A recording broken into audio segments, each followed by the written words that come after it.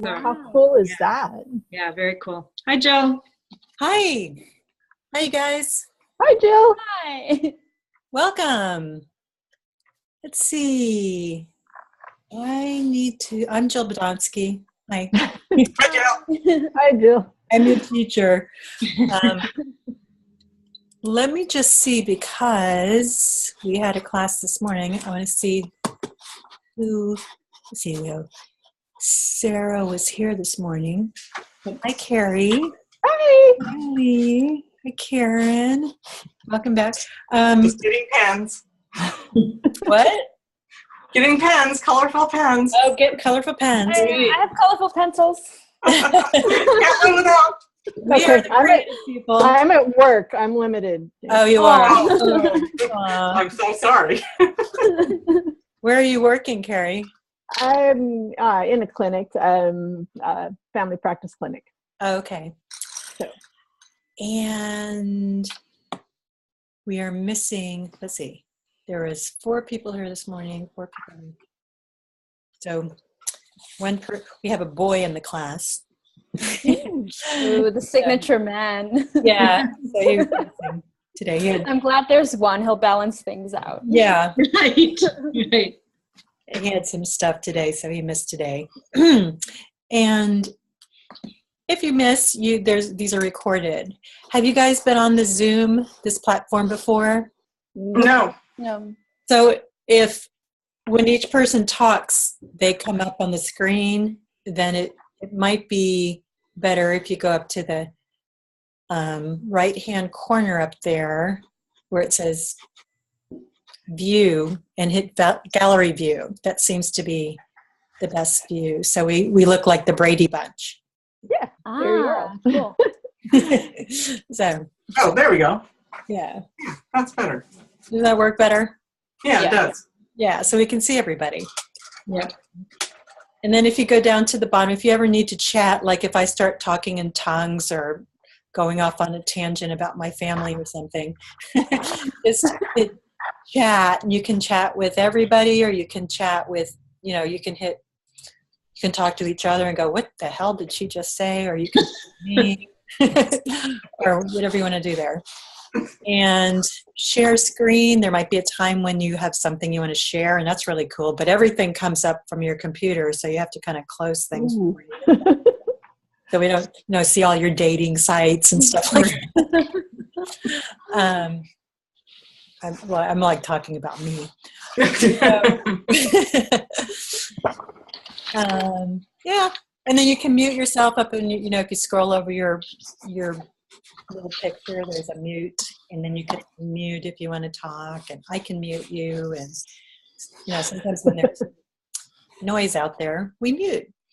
But you're going to get to know each other really well. I purposely kept this class small because I had big ones before, and I just want the experience of getting to know people and what it's like differently to be able to discuss things. And the way I teach is all along the way, you'll notice on the agenda, did everybody get the agendas?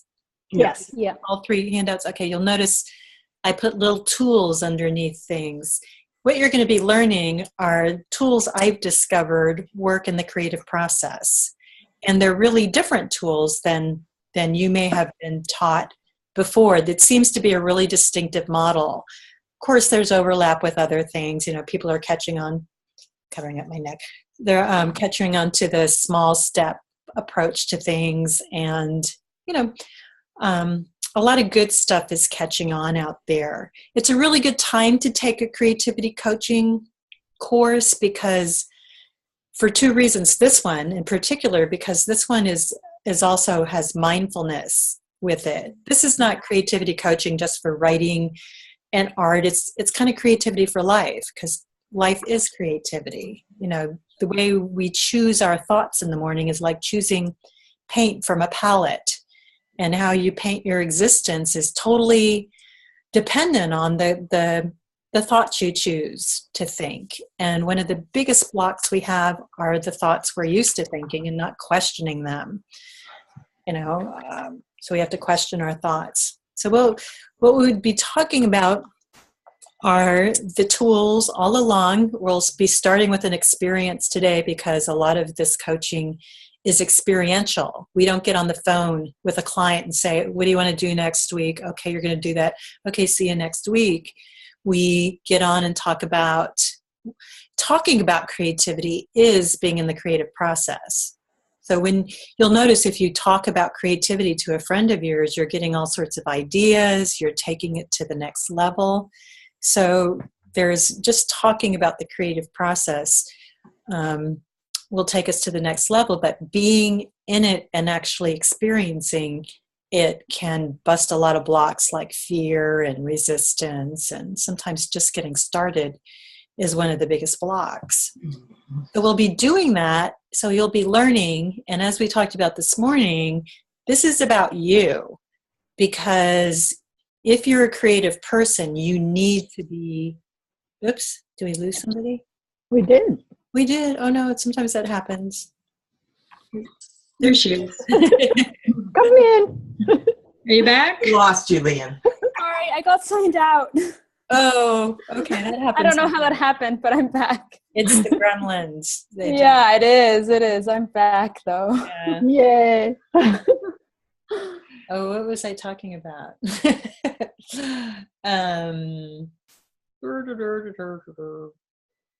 Anyway. It's about us. It's about us. Oh, thank you. Thank you, Sarah. It's about you.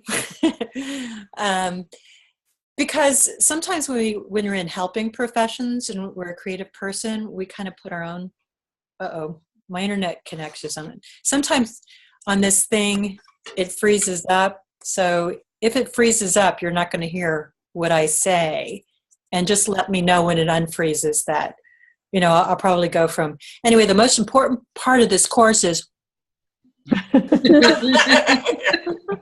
and don't forget that. So you want to tell me. You didn't hear that. Okay.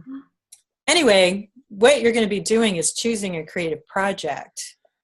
Plus, you're going to be applying all of the questions that we're going to be asking clients, we're going to ask ourselves. I'm going to be coaching you before you coach anybody. So you get to feel what it's like to be a client in this particular kind of coaching, which is real different. And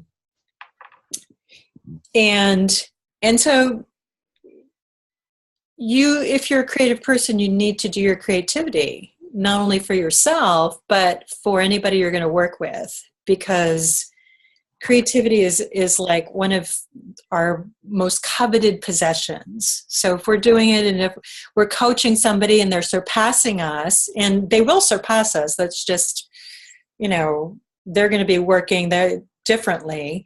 But if we're not working on our own stuff, our envy and our insecurity is going to seep out, even without us knowing it. It just happens. That's what happens in academia, is people who've been there forever and they're not writing, somebody who writes something fresh, they may be particularly critical, not even knowing that they're trying to save their ego by putting somebody else down. So there's so many dynamics in the creative process. But bottom line is, if you have a creative calling, you need to answer it. And that's going to help you be a better helper. But it's also going to help in every area of your life. Creativity just... The cool thing about creativity is, as we write a book or do a painting or open a business, we're using creativity, and the creativity we're using is going to apply to every area of our life. So we're becoming more resilient. We're becoming, we're persevering. We're requiring patience, and we're becoming more interesting. We're becoming more resourceful, more magnetic. And those things don't just happen with this book or this painting or this music. They start to work for us in every area of our life. Does that make sense? Mm-hmm. So we're going to start with an experience, one where we can get to know each other a little bit as well as ourselves. And just, in a new class, there's all sorts of different feelings that are going on. And one of the first tools we use with clients is awareness. And that's one of the first tools I want to use with you. Awareness and normalization. And before I go on, I want to explain a little bit about some of the requirements. I'm going to help you all along the way in terms of getting your requirements met. So there's no surprises at the end here. I go, you mean you didn't do that? You'll know what you're supposed to do. You'll get it in weekly emails. But one of the things you do is on our Facebook group, and is everybody in our Facebook group? Yep. Yep, okay. I will post, which I did today, and nobody this morning posted. I don't know. It takes a little bit to warm up, but you will post your points, and what points is call points, and that is like, you know, something I said. It's to give you credit for showing up, and to give me credit that you're hearing what I'm saying and understanding it. So you just have to pick out 3 points, like, what did I just say? It's important for us to take care of ourselves. Creativity is not just about painting, it's about life. We get all these fringe benefits. So you pick out something, write it down as one of your points. One of those 3 points, you want to go a little further and have some sort of personal sharing about it. Some sort of, oh, I've had experience with this. This makes sense to me because, just so you're not just regurgitating what I'm saying. I'm getting to know you and getting to know your understanding of what I'm saying. So, and the easiest way to do that is just do it right during class. Just type out on the computer some of these points, cut and paste it right onto the Facebook page right after class. And they're really cool points too, because when, you know, Kaizen Muse, Kaizen is a Japanese word for continuous improvement through small steps. And Muse is based on my first book, The 9 Modern Day Muses and a Bodyguard. And those are the creative principles, and they're creative voices. So talk about these voices that we wake up with. We want to replace the ones that are going, I can't do this, it's too hard, somebody else is already doing this, with I can do this. And so there's kind of 10 of those voices from the Muses. So that's why it's called Kaizen Muse. But part of Kaizen is repetition. So as you post points and as you read other people's points, we're kind of repeating what we are, you know, learning. And you're reading it from other people, so you're getting that repetition. In order to change habits, including habits of thinking and habits of feeling, there needs to be some sort of repetition that's happening on a conscious level. Because those things that you got from your family, like this is never enough, or creativity isn't that important, have been things that you've heard over and over from yourself years. So to undo that, it's not going to take that many repetitions, but it's going to take repetitions. The only way that we can change our self-talk is through repetition. And self-talk is one of the biggest blocks in the creative process. So in helping with that, posting points is kind of like the repetition of the things that we're trying to learn to not replace. You know, the fear and the ego have its role in our lives. So trying to get rid of perfectionism, trying to get rid of the ego, trying to get rid of fear is just a waste of energy. Trying to focus on something else so that it's starting to talk louder than those things is going to work. So it's about acceptance. It's about accepting. Sometimes I say these things to myself. Sometimes I'm really negative. Sometimes I'm judgmental. And the acceptance is really freeing. It's really liberating not to have to change ourselves constantly, but just focus on something else. So I wanted to tell you that. So at the end of the call, I didn't reveal that by the way, you need to put some call points up. But the other thing that we do on the experience during our calls, I mentioned earlier that it's not just about accountability. It's about getting something done during the calls. And because this is a small step model, that works really well. Clients are blown away when you go, okay, you're not getting to your writing. Why don't we do 5 minutes here? You're blowing through their resistance. You're offering structure for them. It's hard not to do that. And the amount of writing that they get done creates a momentum that they want to then continue. Another experience is guided relaxations. How many of you are familiar with guided relaxation? With what? guided relaxations? Oh, yes. Yeah. Okay, so all of you. And some people didn't have a good experience, like you say that and they go, oh my God, I hate those things. But this might be a little different from anything you've experienced. And the reason it's such an important part of this is one of the things we do at the end of our coaching calls is to ask clients, what was the most helpful part of this call for you? It's usually I think I'm doing something brilliant and I'm just sure they're going to say that.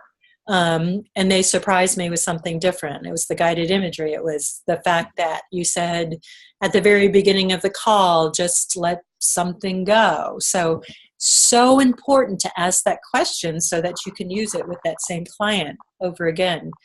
And also for your own confidence as a coach to know what worked.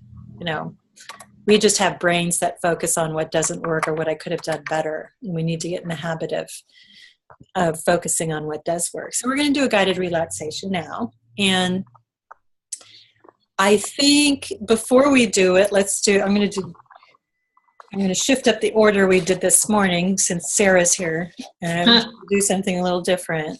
I think it would work better this way, but I want you to put a heart, I want you to get one of your papers out and put a big heart on it.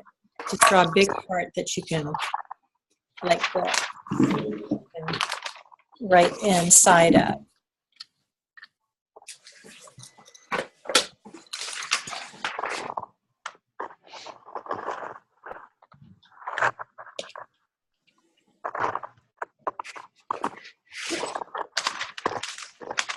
And inside of the heart, I want you to write all of the little niggly things that your mind is saying about this training. Like, am I going to be able to do this? What am I going to expect? What is she saying? Who is she?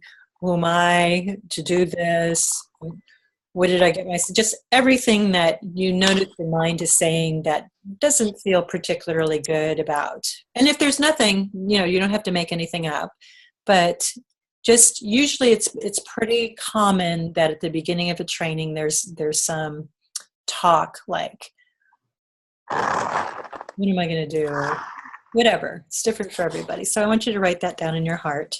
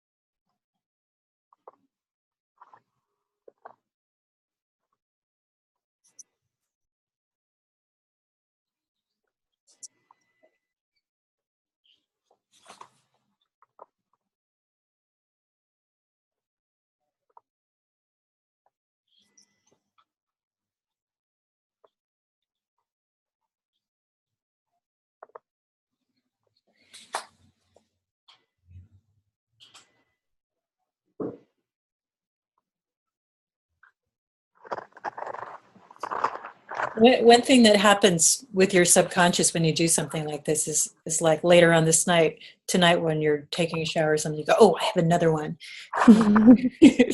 So you can add things to this because this is, look at what you wrote and look at them with no judgment, just kind of love and acceptance that this is normal.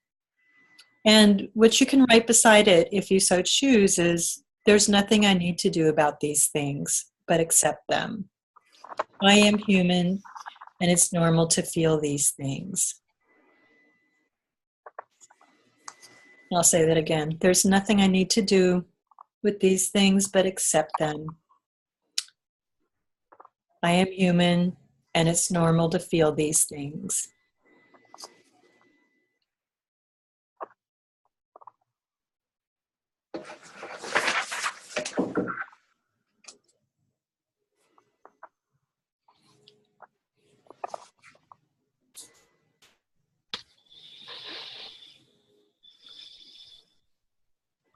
And this is something you can do at the beginning of coaching too. You can start people out with something like this. It's always nice to get people writing things down. Writing takes a layer of power away from thoughts like this. It puts them down in black and white, and somehow when they're in black and white like this, or whatever colors you're using, they have a little less power over us.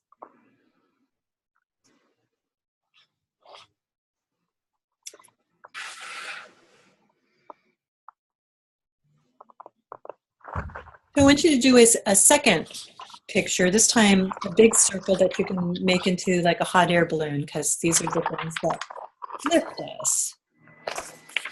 And that is, we don't want to start a list of things, of complaints, without kind of being fair and having a list of things that maybe neutralize that or go to the other part. And that is, what are you looking forward to? What brought you here? What do you like so far, if anything? Just like maybe acknowledge yourself for taking a step like this, signing up.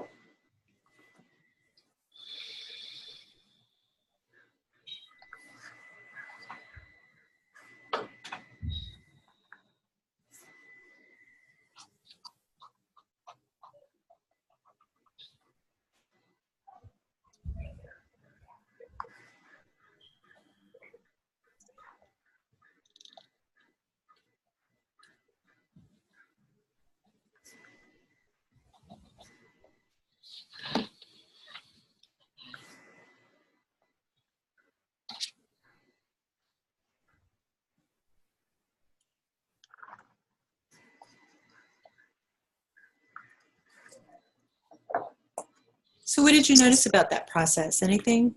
How did it feel? Anything you want to share? I just noticed that one of the things that I wrote down that I was afraid of, I'm also looking forward to. Oh, okay. Yeah. Isn't that interesting? Yeah. Yeah, definitely. So yeah, fear is sometimes an affirmation of growth. So feeling fear is sometimes a good sign that you're moving out of your comfort zone into a different place. Yeah. Cool. Anything else?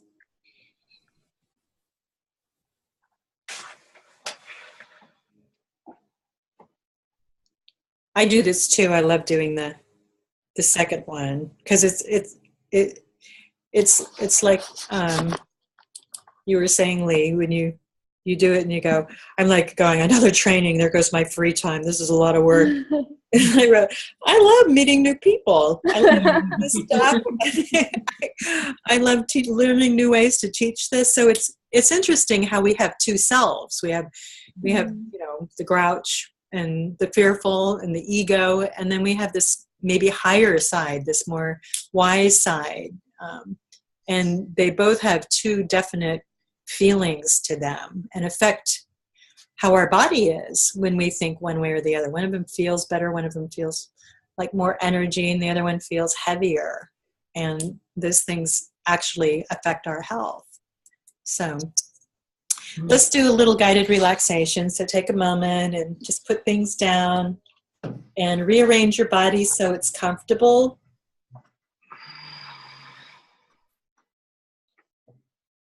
And just take a moment to go into yourself, into your body, and feel like you're arriving. You're arriving at a new journey. And maybe invite yourself to have this feeling that this is going to be a wonderful change. or a wonderful addition to what you already know. So take a deep breath in, and on the exhale, just sink and melt and ground yourself. And let go of any need to have to get or change or understand or fix anything right now. Just receive.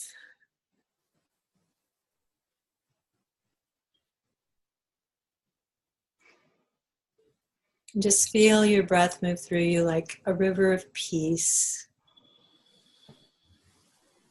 Letting the shoulders drop, the belly loosen.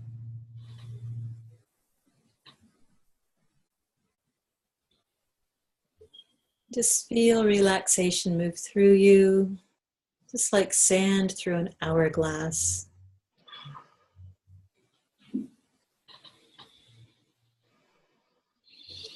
Just sink into wherever you're sitting. Feel everything that feels good about this moment, about your body, about your mind, about all the blessings in your life.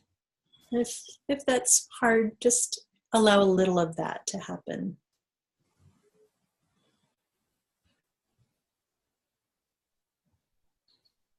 And then open to that vibrant resource inside of yourself of creativity. It's a place where dreams and ideas and solutions and mirth come from, a place you've been many times before.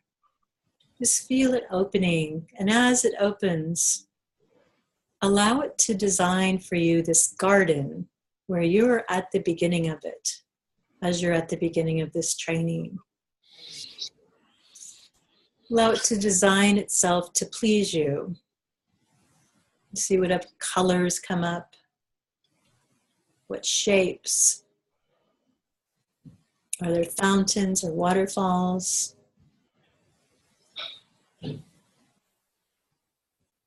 Just take a moment to allow the vibrancy of your imagination to take over.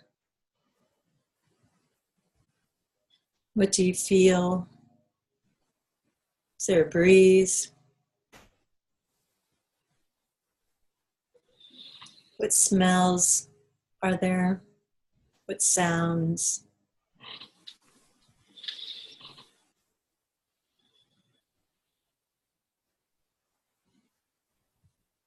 And feel that you've arrived at a place that feels really good to be in. Or ask, what would it feel like to create a place that feels so comfortable, so safe, so validating?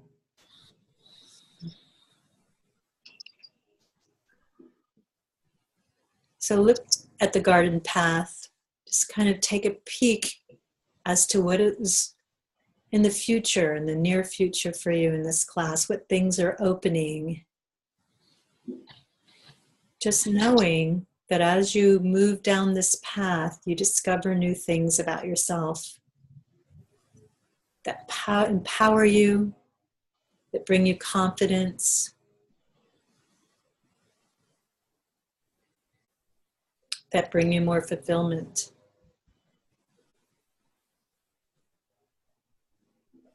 And notice on this path a persona coming towards you. This is your wise and powerful self. So take a moment to see what she looks like. She's got it all figured out. She knows the answers. She's serene and beautiful and courageous.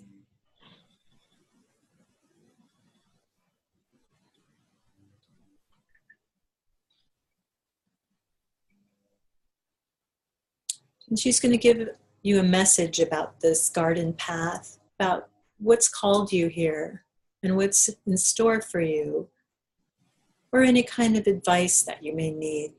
If nothing comes, that's okay, but take a moment to receive, just in case she has something wise to tell you.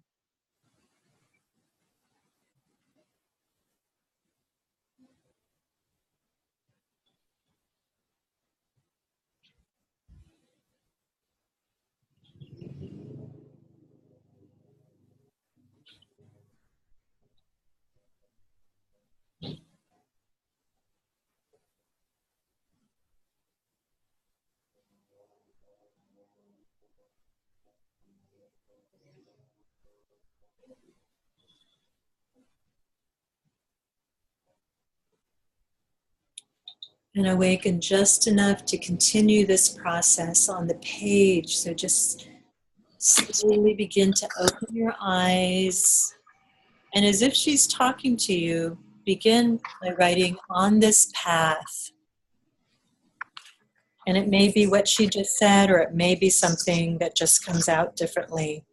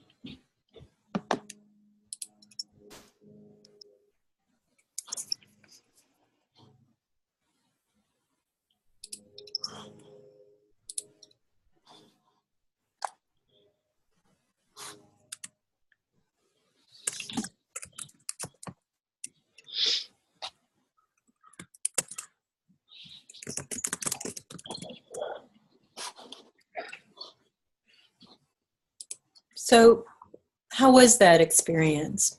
Wants to share?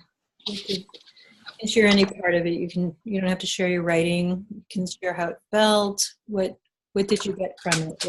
What one word? What do you want to remember Can from I this? do that? Oh, what did you? No, I can't quite see it. I just wrote my garden of creative joy and experience. And the messages that I got were, you have arrived. This is where you truly belong. All you need to do is take one small step at a time. I'm here to gently guide you. We are one. Nice. Oh, That's beautiful. Beautiful. I'm here to gently guide you. Okay. Nice. my guide is not so gentle. Okay, let me hear what your guide said, Carrie. Well, she said a lot of things. The good part is that at the end, all the magic you have been seeking lies ahead if you are willing to proceed. But she also warned me about the dragons and the, double-edged swords of things, and that many of the beautiful things are also dangerous. Oh, okay. You have quite the imagination, huh? I do. Little fantasy there. Okay, we'll get to that. We'll get to those dragons. How about you, Lee? It's Leia, actually. Oh, Leia, I'm sorry. No worries. So mine said, trust, keep moving in the direction that you are moving in. Follow your current. Follow your heart. All is well. Everything will be revealed. All will unfold in its own time. You are exactly where you are meant to be. Nice. Wow. That's funny because that's what I used this morning is you are exactly where you're supposed to be. We're Interesting. channeling my morning guided relaxation. How did that feel? It very much felt like my intuition was speaking to me. Mhm. And I felt like I was hearing these things very clearly. Mm-hmm. Yeah. Okay, good. Yeah, nice. You're very in touch with your intuition. I'm curious, Carrie, how did yours feel about the double-edged sword and the dragon and Awesome. Actually, it's Yeah, very okay. exciting. I don't like to be bored. I like adventure. all right.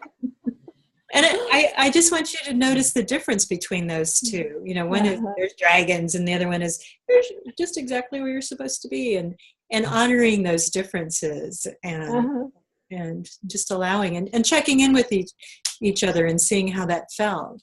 Right. It's Exhilarating for me. what? I'm sorry, what? Exhilarating. Exhilarating. Okay, Yeah. Mhm. that's a good word. I'd write that word down too. Exhilarating. Yeah, we don't want to make judgments about people's experience before we don't want to make judgments at all, but we want to check things out before we jump to conclusions about people's experiences. Right. So one of the things you'll learn in this is we ask a lot of questions. Mhm. Sarah, would you like to share? Yeah, I can share a bit. I think, interestingly, it was a different guide who showed up this evening than showed up this morning. So, That is interesting. Yeah. don't know where that came from. But tonight she said, on this path, you will find you have the keys. You will find focus and courage. You will create this garden. Oh, beautiful. Those are Lovely. good things. And I'm going to be mailing you all what's called a reminder journal. And what a reminder journal is it's, you know how I talked a little earlier about we need the repetition. We need right in front of us the messages we want to start living our life from. And if we don't have them in front of us, they tend to slip away. What's going to happen is you're going to learn things in this class and get really excited about them. But unless you keep them right in front of you, your old habits, which are much better established, will creep back in.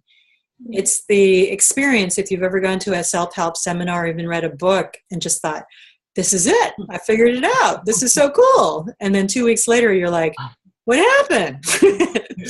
And then you're even harder on yourself because you found out something that would work and you're not using it anymore.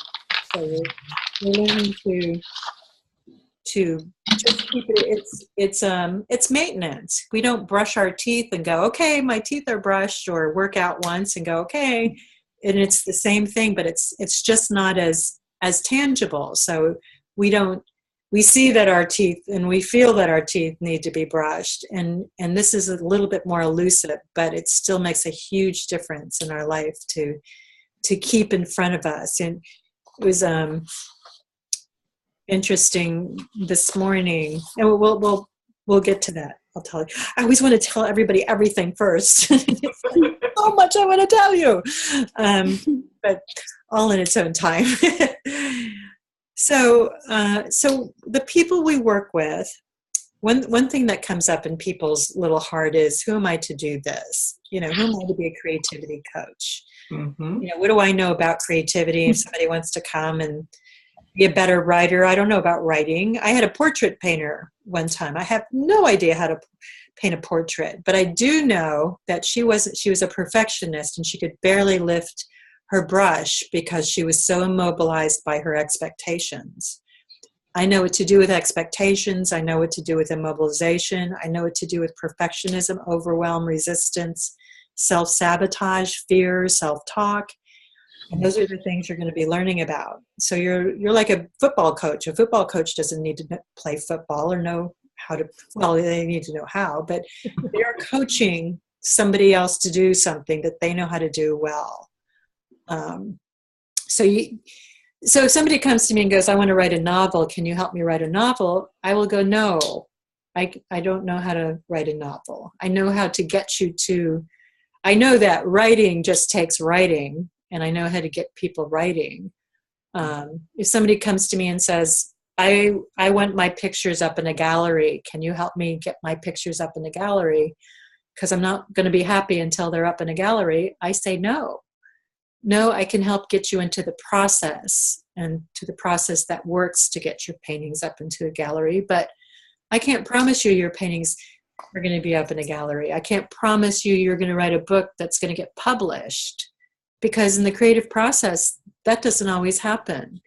If we have a calling to paint, we need to paint. We have a calling to write, we need to write. And one of the things we need to know in the creative process is no matter what happens, I'm going to create the reality around the results. So if I paint all day long, all year long, and nothing happens with that, I'm going to be able to handle it because I have creative resilience. If I go into this endeavor that I've been called to do, I'm not going to be attached to the results, because all sorts of other things may happen that are even better. And as people get into the process and enjoy the process, usually the product either takes care of itself or it doesn't matter anymore, because they understand that the process is everything. The process is life. You know, a couple people on Sunday won the Academy Awards. They won an Oscar. That moment happens for a little bit. Now they have an accolade, but that doesn't mean they're going to be happy the rest of their life. You know, Amy, always block on her last name, the comedian Amy Schumer was once interviewed, thank you, and she said, I'm not any happy. I have a private plane. People love me all over the country. I've made the pinnacle of success as a comedian. I've created a movie. I'm in a television show. I'm not any happier. Not any happier. Things are more convenient, but I'm not necessarily any happier. We create our happiness. We can be as happy as somebody who has reached that amount of success but decides to be happy right now. We can create our happiness right now. That's creativity. You know, most people have just pricked the iceberg of what can be done with creativity. There's no ceiling to it. It keeps expanding. There's not a place we get to where we become as creative as we can be. Our dimensions of life and our experience of life just keep unfolding, you know, and in that our happiness starts to increase. You know, I don't have any kids, and I thought I was supposed to have kids. So there was a real part of my life where I became unhappy because I didn't have kids. But in the creative process, in our imagination, I can imagine what it's like to have a kid. I can look at other people enjoying their kids and imagine what that's like, and vicariously have that happiness without having to put a child through college. We do that with our mind and our feeling and be just as happy or happier than some people who have kids and don't understand happiness. You know, I have the kid, I have the house, I have the husband, I have the car. How come I'm not happy? How many times do we hear that? But if you can access happiness, and that's part of what creativity is about. So we work with people who maybe want to be creative. You know, a lot of empty nesters like to have creativity in their life to replace that. People right now, because creativity is so in people's consciousness, people want to become more creative. So we work with people who want that, but are immobilized by it. So that most of the clients I see are overwhelmed. They don't know how to start. They have so many ideas, they don't know which one to pick. They're procrastinators. They're doing something, but they're not enjoying it because they're perfectionists. It's never good enough because they're a perfectionist. So those are the things I'm working with. And that can be in relation to starting a business. I was working with somebody with their taxes the other day. She was like, and I hate taxes. She could not sit down and do her taxes. And it was getting in the way of her happiness. It was just like, I have to, I'm doing my art and I'm doing this, but I'm not happy because my taxes are there. So I did a little guided relaxation with her to just depict what it feels like to have this resistance. And then she depicted that on a piece of paper. And then I did a second guided relaxation where the numbers were enticing her to come to them, where she felt the abundance that there is. And the fact that you do taxes is because you've made money. And she got in touch with that. And she wrote me over the weekend. She said, I've been doing my taxes. And the important part of it was, I said, for 5 minutes, just open the program where your taxes are. So she opened PayPal and she started doing her taxes. And 5 minutes later, she says, I'm still working. So that's an example of working with somebody creatively with taxes. So it doesn't have to be an artist or a writer. We're breaking through blocks, but we're doing it creatively. Does that make sense? Mm-hmm. So I'm going to introduce myself really quickly, and then I'd like you guys to introduce yourself, and then we're going to get right into another experience.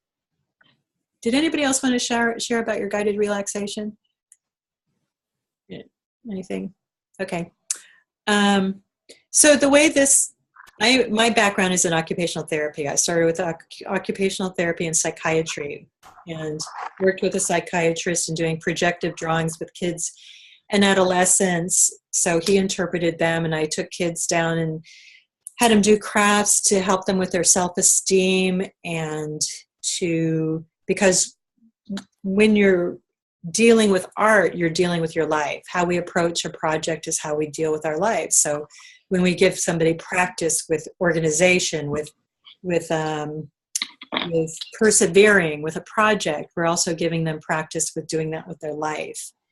And so that's how I started. When I got my master's degree, I started getting promoted into management positions and ended up in corporate America managing hospital units in psychiatric hospitals and packaging programs. And in the hospital system I was in, it was really successful. So I kept getting promoted till I ended up in Washington, D.C. and totally depressed, burnout, disillusioned with the hospital systems I was working with, and I quit and panicked. And so some fool in San Diego hired me, even though I was still burned out, because I had a good reputation with the company. And luckily, a year and a half later, I got fired. And it was the best thing that happened to me, because it was one of my greatest fears, and it happened, and it turned out to be change my life around. So once you have a fear that you realize, once you face it, life is better, you want to do it with more fears. It's like, give me another fear. So I wrote a one-woman show. I wrote, all these kinds of things. But in the process, I wanted to write a book, and I was blocked. So I went to a life coach, and she ended up blocking me further because she was really linear. And this doesn't happen with every life coach, but there's a lot of life coaches that don't understand. With a creative person, you cannot tell them what to do. And creative people are rebellious, they're big kids, and in the process of creating, we're creating something new.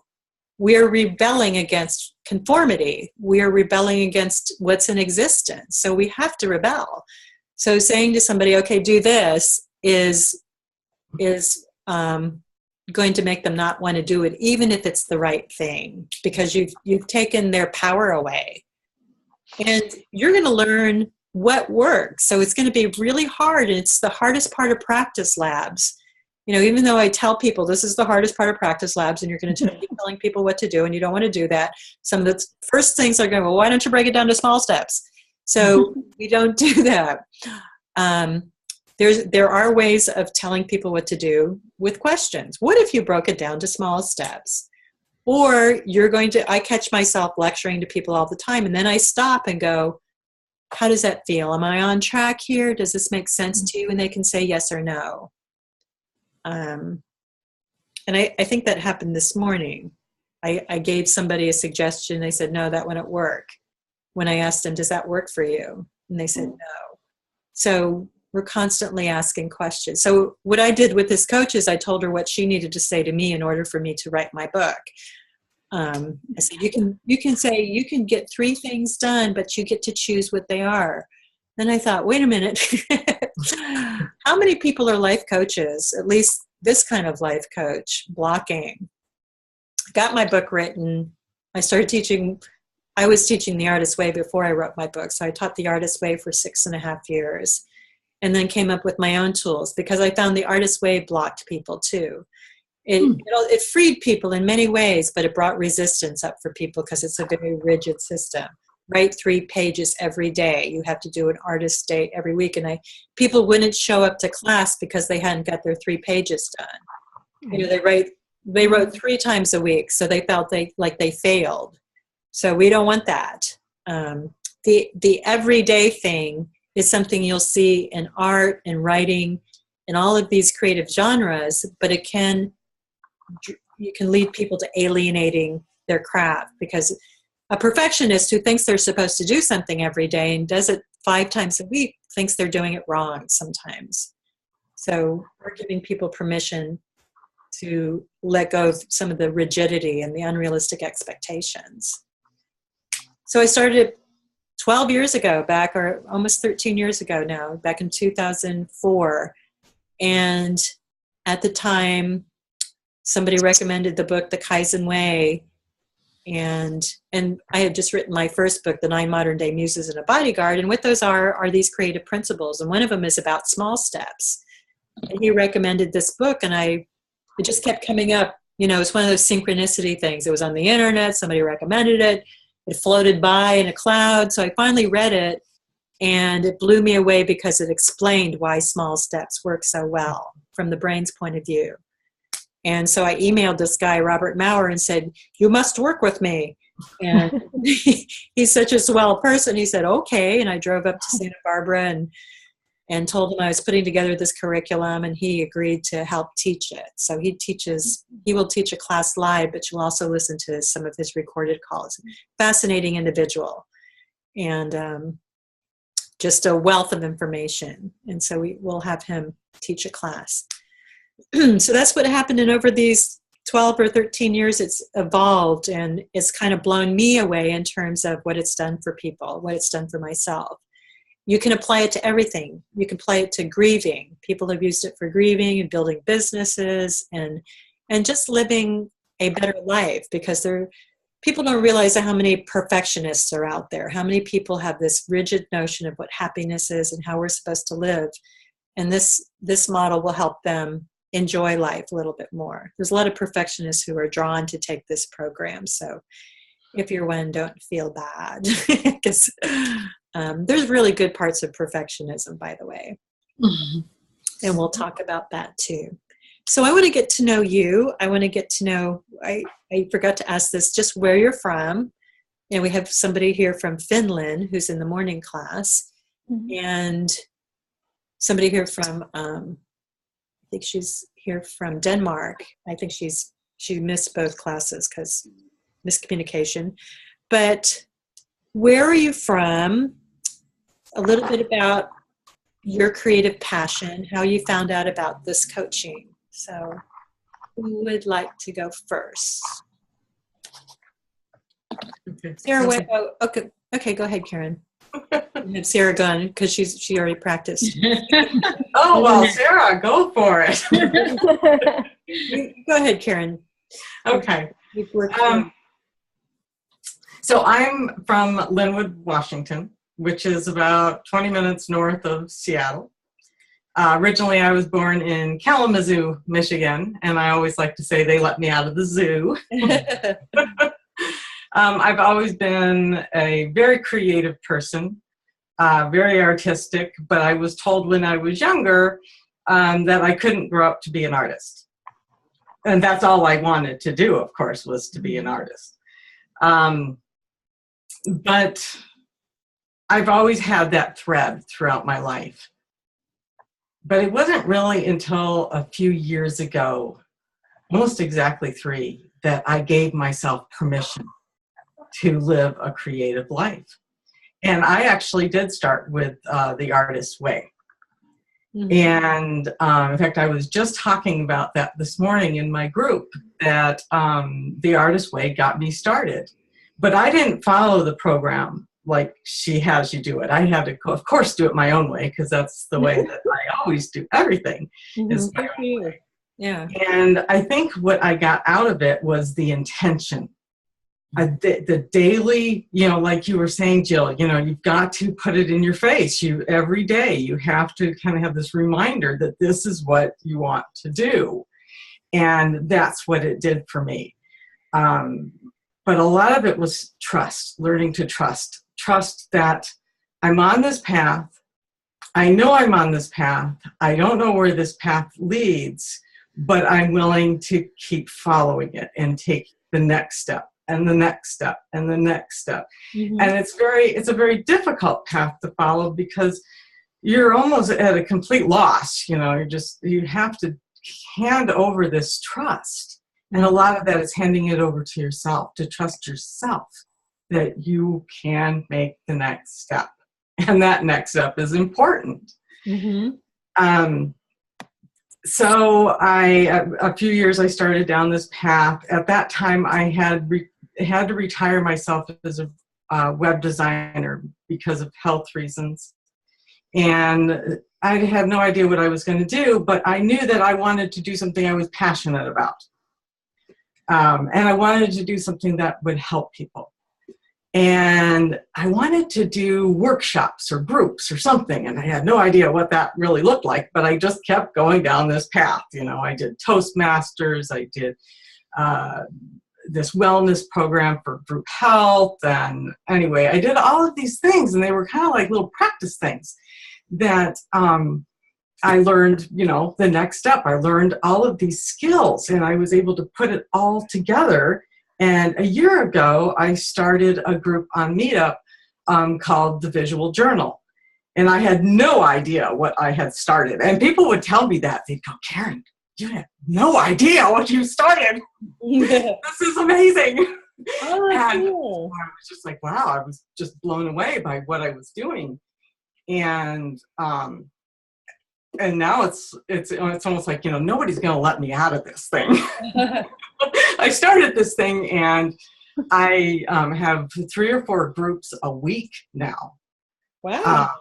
I do a free one at the senior center, and the other ones are at different locations, and I charge for them. I bring all of the supplies, and my goal is to help people find their creativity, because that was what my goal was to find my own creativity and bring that back alive.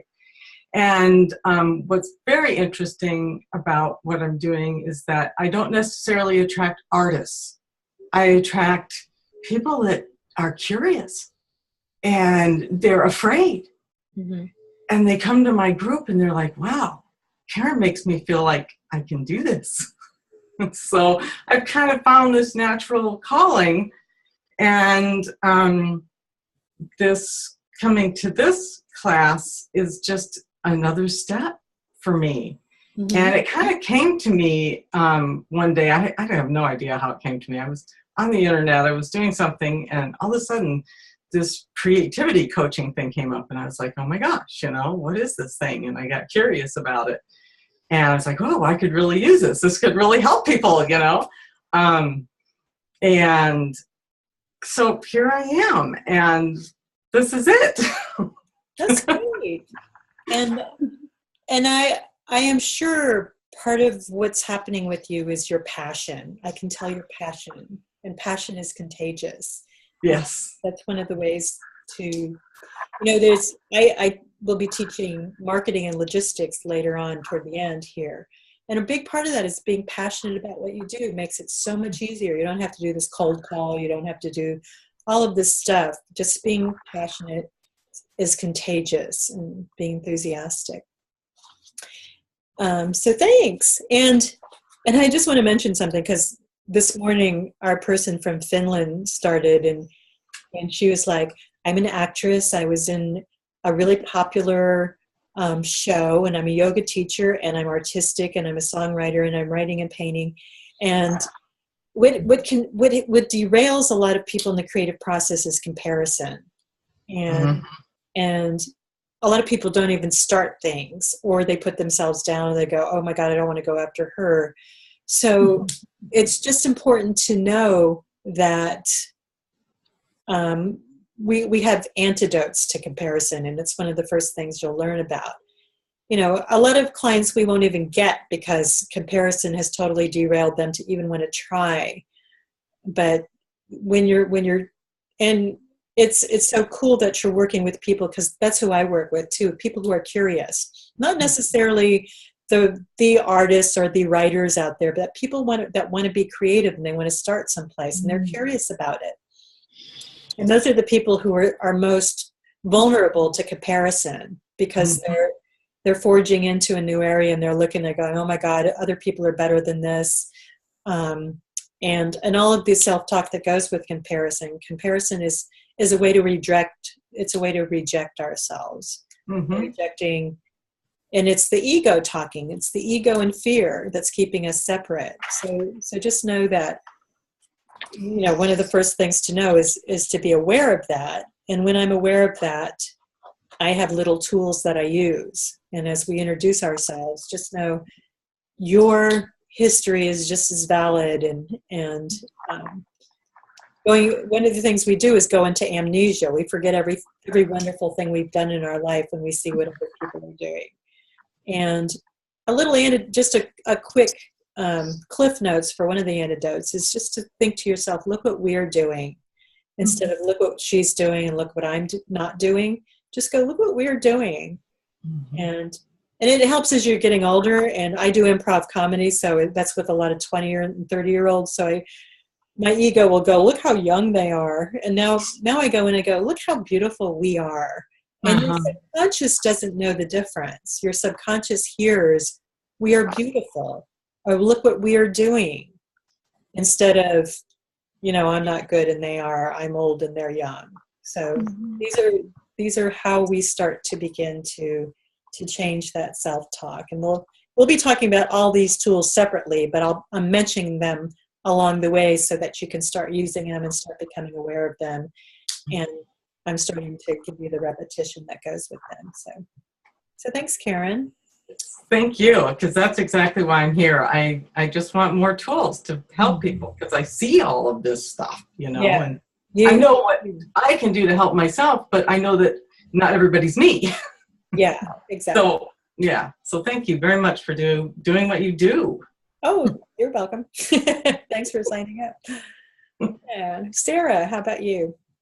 So I come from a creative writing background. I'm a poet, and I work with people as a teacher of creative writing and an editor. And what I have begun to realize as I do this work over the years is that a lot of times when people are blocked on a particular poem, or they have a stack of poems but they can't get it into a book manuscript, the block is actually deeper than what's on the page. They're also blocked somewhere in their lives as creatives, which doesn't allow them to work with the material that they need to be working with. And so they cheat the poem and write a happy ending, or they never get around to that book because it's just too scary, or there are so many ways that we self-sabotage. And what's happening, I think, is that on some deeper level, they're really self-sabotaging their own creative drive in their lives. It's not just about what's on the page. So I have been moving in my work towards a coaching place, a kind of a more, let's address the life as well as the work. Because like you said, Jill, there's really no distinction between the life and the work. I mean, life is creative. So if you're doing creative work, you're living a creative life. It's all one big thing. And I'm here because I realize I have no coaching framework. I know how to teach writing. I don't know how to actually coach somebody. So for instance, this afternoon, I have one person I'm working with right now in a one-on-one coaching model. And I've read stuff and I've, gone through the life coach modules. I know how to do that. But today working with her, I thought, I really don't know enough yet.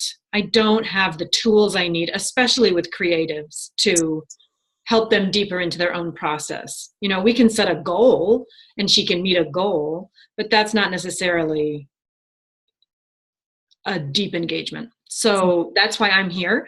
And I found the class. I bought one of Jill's books at Barnes and Noble just on the spur of the moment. It just spoke to me.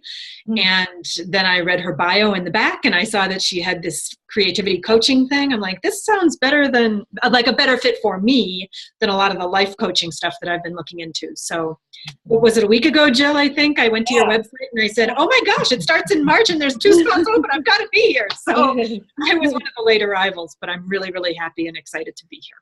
And that happens every time. This synchronicity just brings people in here. Yeah, and you know how to teach writing. So what I encourage you guys to do is not forget everything that you brought you to. You get to use this stuff in whatever fashion you like to add it to, you know, what you're doing. Like if I have somebody that wants to know how to write, I might refer that person to you. Sure. I especially refer people to my graduates who specialize in certain areas. Like I work with comedians because I have a background in comedy. So I don't necessarily, I use the Kaizen Muse with that, but that's a place where I go, no, that didn't work. Yeah, that worked. But and I wouldn't do that in writing because I don't know enough about it. So you can take this with your areas of expertise and really take it to a new level, whatever that is, and make it your own. There's certain parameters that make it Kaizen Muse, and that's what you'll be finding out in the next several weeks. But you can apply it to whatever you're working with. Great. How about you? Oh, and where are you from, Sarah? Oh, I'm from Madison, Wisconsin. Oh, okay. That's where I am now. I bounced around a bit and actually lived in Seattle for a while and worked for Group Health Cooperative when I did, and I lived in the Bay Area as well. So I get a lot of people from Seattle. It's such a creative place up there. Yeah. There's actually, I would love to go back. There's a woman in, she was probably in your morning class. I think her name is Carol. She's in my visual journaling group. Yeah, she's not going to take it. She started it before, and then she's going to take it again. And I just got an email from her saying that she's not going to be able to make it this time. But darn it. Yeah. Okay, Carrie. Okay. I have a long story, so I'm not going to tell it all. I grew up in a family. I had a lovely childhood, but my family was very, very conservative Christian and very practical. So having the creative bent, I've been writing since I was in 6th grade, but it wasn't something I ever felt that I could be the thing. So I needed to do something to help people, and I did. That was for me. So I became a nurse. I really hated it. Really, really, really hated it. And then I was married. So, and he was a musician. So we focused on his career. And I did I was always taking a class. And then around the time when I finally got to go back to school to do my English degree and pursue my writing, I got pregnant, and then I had 2 kids.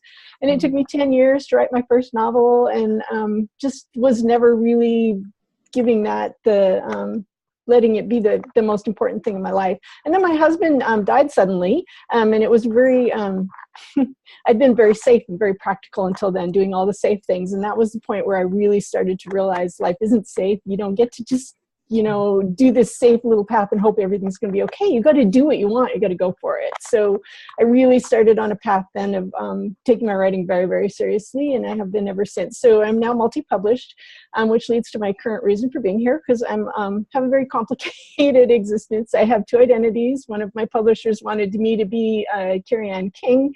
I'm also Carrie Schaefer. So I have 2 lines. One's women's fiction and one is fantasy, paranormal mystery kind of stuff.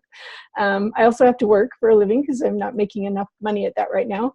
I was a mental health counselor. I did crisis work for 5 years, got horribly burnt out, and I really escaped with my soul shredded.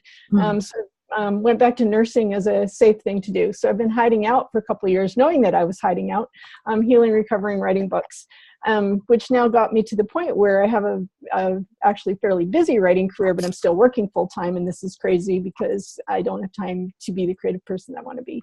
The nursing thing doesn't allow really for creativity. I come here every day and I have to kind of put that away. I try. How creative can I be in what I do? So I've really been looking for a way to live the life that I feel that I'm called to be living, which is not the life I'm living now. So I recently went a couple of weeks back, actually, I went to a 6-day hypnotherapy training course in Issaquah, Seattle. And that was an amazing experience for me. We had to practice on each other. So I really felt like I received back parts of myself that I had left behind. And I came home really open and focused towards making the changes that will allow me to live the life that I want to live. So I've been trying to think, how do I want to do this? I've been wanting to do a private practice. I had some resistance to that. And I keep thinking, coaching. I would love coaching. One of my core values is helping people discover what it is that they're here to do and then helping them grow into that. There's nothing that lights me up like that. So I kept thinking I should do coaching. So here's the serendipity and the synchronicity. I was seriously looking at, okay, so what kind of creativity coaching could I do? So I'm surfing the internet, and there's a creativity association certification. It wouldn't let me open the website. I was sitting there and I'm trying to open the website and it won't let me. I'm trying to get around it. I actually emailed somebody who emailed me back and they said, I can open it. What's wrong with your computer? Well, I still can't open it. So I go 2 steps further down Google and I find Jill and I'm like, oh, this looks cool. I click the link. And I'm like, I'm home. And that was like 2 days ago. So I actually just paid this morning and here I am. So at work, I told everybody, sorry, I have a class. I have to leave a little bit early today. I'll be taking up a room. Here I am. Well, I'm glad their site didn't open. But to tell you the truth, I get people from those other programs. This is much more the way that I like to work. I would have had difficulty because I got enough of the gist that it was going to be very linear. And as soon as I saw the curriculum for this class, I was just like, seriously, my resistance was, this is too much fun. Do I deserve to spend this kind of money and have this kind of fun? That was really my resistance thing. So anyway, interesting resistance. Yeah. I know. My website is designed to screen people out and to attract those people. People get a hit on my website. It's either like, oh my God, I found the right place, or oh, I don't think I found it. I don't want those people. I saw that. Yeah. Very good. Yep. I'm happy to be here. Yeah, good. I'm happy to have you. Welcome. And Leah. Yes. So I'm originally from Switzerland. Oh wait, where are you from, Carrie? Oh, me? I'm born and raised in Canada. I'm currently living in Colville, Washington, which is north of Spokane, right up by the Canadian border. Small town, about 5,000 people in the middle of the mountains and snow and stuff. Okay, thanks. Sorry, Leah. Thanks. No worries. I'm originally from Switzerland, where we also have a lot of snow. And I'm so happy I'm not there anymore because I live in California now, which is the opposite. What part of California? Altadena. Okay. And I came here. So I have a background in acting. I studied theater at USC here. And when I started college, I met my now best friend, and she introduced me to this lifestyle that focuses on eating foods that are very high in enzymes. And I started eating all these foods that she recommended, and it completely shifted my life around. So obviously my health changed and my health improved. And then what was really interesting was that over time, I began to notice how this shift in my lifestyle also shifted my ability to be creative. And I didn't really know what to make of this for a while, but eventually I got the inspiration to start a blog about my lifestyle practices. And about a year later, I met the person who's now my husband, and he had been wanting to start a YouTube channel. And so we decided to join forces, and we actually just started a YouTube channel that is also about the same topic, just lifestyle practices you can do to tap into your creativity. And I definitely also wanted to add a coaching element to all this work. And similar to you, Sarah, I just felt like I didn't really have a structure or any set tools to work with. Mm-hmm. And that's what led me down the path of looking for programs. And I was amazed that I could only find this one and the Creativity Coaching Association one. But I'm so glad I came across this one, because one thing that I already intuitively have been working on doing with my blog and my channel is to come up with really simple tools I can give people. And I just love how this program is focused on small steps, because I just feel like if you give people something simple to do, it's so much more accessible than if you give them this crazy 20-step program, and they're never going to do it. So that's my story. Great. Yeah. Yeah. These tools are so simple, but they're so profoundly effective. So you'll have lots of tools to work with people. Yeah, I've been doing the small steps for a while. I discovered micro movements through SARC quite a while back, and that's something that when I was counseling, I always used with my my people. Just do this one tiny little thing, 5 minutes. Yeah. Go open the book and put it on your desk. You don't have to do any more than that. It's even tinier than that sometimes. Sometimes it's just asking a question. And people are so geared towards, huge steps. A lot of people have the misconception that you have to do small steps in this program. They're like, I couldn't possibly do that. And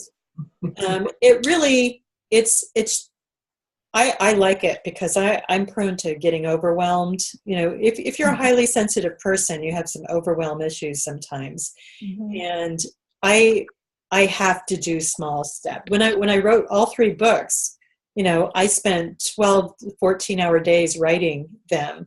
But each time it was just start with 15 minutes, or just go for a walk and think about the next thing. So it's people, even when you say, what's the next small step, people will go, well, a half an hour 3 times a week or something like that. And I go, how about just turn and face your desk?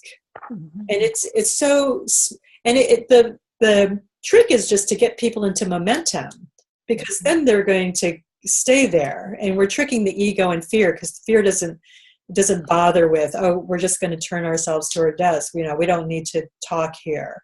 And then the way I work out every day is I find my shoes. That's my first step. And then I got my shoes on. I might as well get in the rest of the outfit. I might as well get in the car and drive by the gym. Oh, there's a parking place. I might as well park here.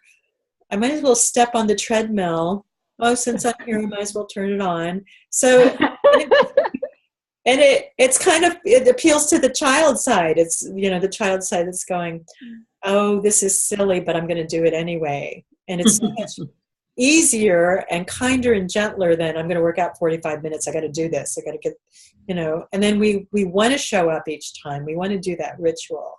And we end up, I never do a workout less than 20 minutes, but all I started with was find my shoes. So that's how some of it works. The first thing I want you guys to do, and we don't have enough time to do it, we did a little bit of it on the call today, but you can start your homework. And that is, one part of your homework is you're going to be looking at your own blocks. So if you look at your agenda, it has your homework down there. And so, before we get off the phone, since I'm talking about this 5 minutes that we do on the phone a lot, I want you to just take a few moments and write down what you feel like your blocks are. And, get the top 5 or 3. What, do you get overwhelmed? Is it time issues? What is it? What gets in your way? What do you want to think of? Something you want to do, and what seems to be getting in your way with that?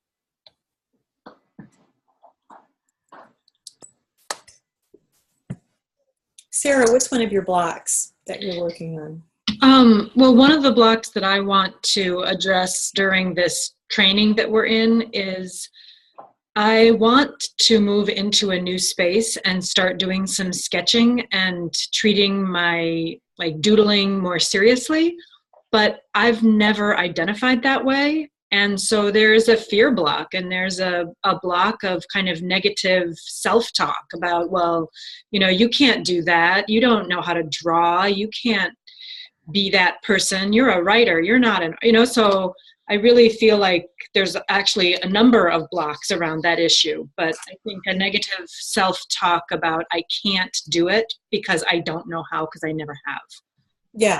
Yeah. So that comes up a lot for people. So you're not alone. Negative self-talk is one of the biggest blocks, and we'll spend a lot of time talking about that. What has anything? So you want to find a place to sketch? Well, I have my journal, just briefly, my journaling practice is really evolving, and I've moved from lined to unlined journals, and I notice I'm using more colorful pens. I don't know who it was that brought the colorful pens, but somebody had, and so I'm using colors, and the lines of my writing are now curving all around the page, and I'm doing little doodle. I mean, things are becoming more visual, and I want to be able to explore that and own it. But there's a part of me that says, you can't draw. Don't even call this drawing. Like, you're just, Have you drawn something that you liked yet? It's very abstract. They're just little doodles, but yeah, I like them. I do like them. Yeah, they're fun, but I don't think anybody else would like them. When you draw one that you like, what do you say to yourself? Or what do you feel? Well, that's just it. I mean, I like it. I look at it and I'm like, that's really cool, but I don't know what to do with it or how to build, how to internalize that sense of, hey, look, I just did that. That's really cool. Okay. I don't know how to grow it from there. Okay. How might you grow it from there? What do you think might work for you on that? And you don't have to know an answer. I'm just wondering. Well, what worked maybe a year ago is I was doing some daily drawings of mandala practice, and I started posting them on Facebook, just kind of putting them up there. And of course, people would give me good feedback. They would click a little like, and that was kind of a hit. And then it's like, hey, I guess somebody likes this besides me. That's cool. But it was a great solution. By the way, they have linked the release of endorphins to people liking your stuff on Facebook. I know, we get a literal hit. Yes. Yeah. So I could start thinking about doing something like that again. I'm in the exploratory place, and so I think it's working through some blocks before I'm ready to publish or go public. It's working through the blocks to give myself permission to actually do the exploration. So you do have some solutions already. One of them is putting things up on Facebook. Another one is internalizing your positive self-talk about what you're doing. And you're in complete awareness. You're aware that you have this talk. A lot of people aren't in that awareness. They just don't do it because it doesn't feel good, because the self-talk talks them out of it. But you're aware of it. You're watching it.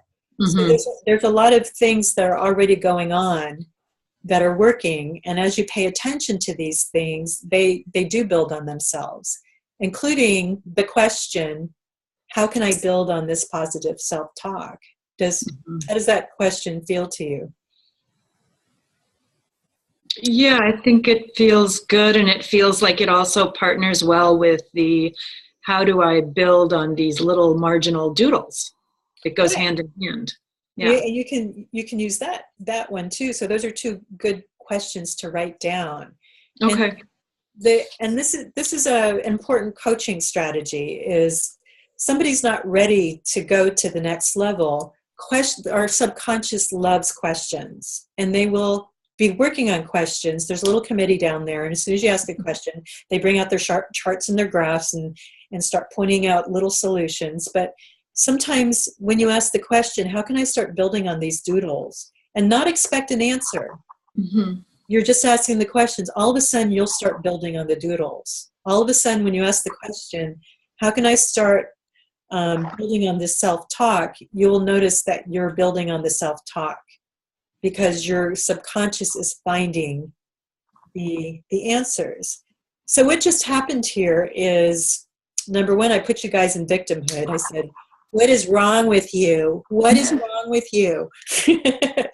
Why can't you do your creativity? And that's what we're doing to ourselves. We're going, I can't do this because I don't have time, because I don't know how to do this. And the things we don't ask, because it's a higher realm, it's not our default self, because our default self is just normal for us to do this there's something wrong with me thing, because we're trying to fix ourselves. The higher realm, the creative realm, is what has worked in the past, or what could work, or what is working now. And those are the questions we're asking to take our clients out of their victim place and put them into mastery. And we ask that before we make any kind of suggestions. What has worked for you? Because we get so much more information than if we just start trying to fix somebody. And you're not here to fix anybody. Right. There's no fixing going on here. So take that big responsibility off of yourself.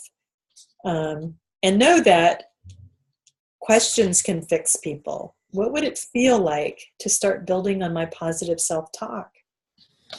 So one of your missions is to continue to explore what blocks you have, but ask yourself those questions. What's worked in the past? What's working now? What else might work? And notice what your answers are. And we'll be talking about that next week. Does anybody have any questions? I don't think so. So Are we sharing about the homework assignments? Are we sharing homeworks to the Facebook page, or are we emailing them privately to you? Or email them privately to you unless I tell you differently. Okay. So the call points, if you guys wouldn't mind going to the Facebook page after this and showing the rest of the class what they're supposed to do, look for the post that says, please post your points here, and write some of the things that we talked about this evening on there. So that's what we'll do. And I'll be emailing you anything you need to know. But please, if you have any questions, don't hesitate to email me or message me, or however that works for you. So it's delightful to get to know you guys. I'm really looking forward to evolving with you. I'm so happy we have a small class so we can get to know each other much better than large class. So Very nice. Thank you. thanks for being here. Thanks, Jill. I'll talk to you later. Bye-bye. All right. Bye, guys. Bye-bye.